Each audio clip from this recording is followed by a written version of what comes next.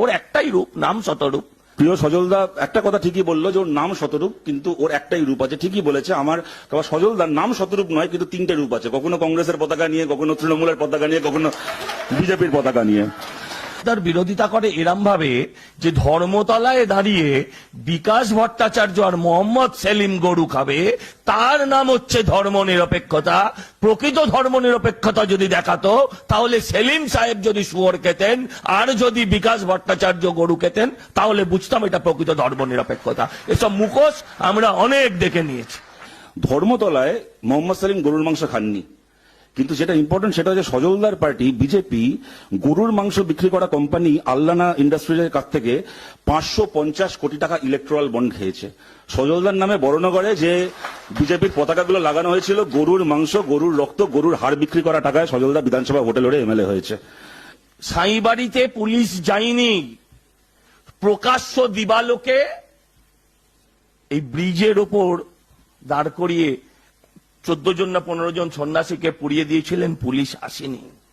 যে সাঁইবাড়ির সময় কোনো পুলিশ আসেনি, দাদা সাঁইবাড়ির সময় তো আমাদের পুলিশ ছিল না, ছিল কংগ্রেসের পুলিশ। তোমার বাবা সেই কংগ্রেসের নেতা ছিলেন, প্রদীপ দাস। এই সময় তুমি তখনও তোমার জন্ম হয়নি বোধহয়, বা না তখনও তোমার জন্ম হওয়ার কথা নয়, 70-71 সালে।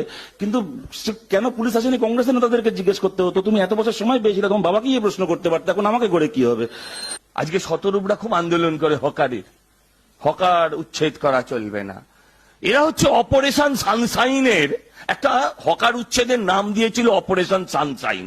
Can you imagine? হকার উচ্ছেদকে অপারেশন সানশাইন কেন বলা হয়েছিল জানেন? তার কারণটা হচ্ছে প্রত্যেকজন হকারকে পুনর্বাসন দেওয়া হয়েছিল, প্রত্যেকজন হকারকে, একজনও বাদ ছিল না। ভারতবর্ষের নামটা কোনোদিন মুখে আনিনি, সেই লেনিন হোচিমিনদেরও নাম পরিবর্তন হবে রাস্তায়, সুরাবর্দী আর হোসেন বলে নয়। যারা ভারতবর্ষের কোনো কাজে লেগেছে কিনা আমরা সেদিকটা দেখবো। লেনিন কখনো ভারতে আসেননি, ভারতের জন্য কি করেছেন না করেছেন তার নামে রাস্তা পাল্টানো হবে না। আমার 14 পুরুষের ভাগ্য ভালো, সজলদার মতো মহাপুরুষ রাশিয়ায় জন্মায়নি। কেন বলছি? চৈতন্যদেব কোনোদিন রাশিয়ায় যায়নি, চৈতন্যদেবের মূর্তি আছে রাশিয়ায়। সজলদা যদি রাশিয়ায় জন্মাতো, গিয়ে চৈতন্য মূর্তি ভাঙত। আমার বাবার ভাগ্য ভালো, ও লন্ডনে জন্মায়নি, ইংল্যান্ডে জন্মায়নি।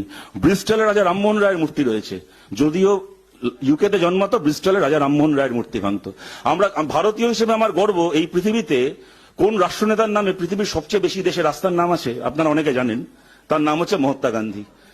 বলুন তাহলে সেই রাস্তাগুলোর নাম পাল্টে দেওয়া উচিত? মহাত্মা গান্ধী সেই দেশে কখনো যাননি বা সেই দেশের জন্য কিছু করেননি বলে?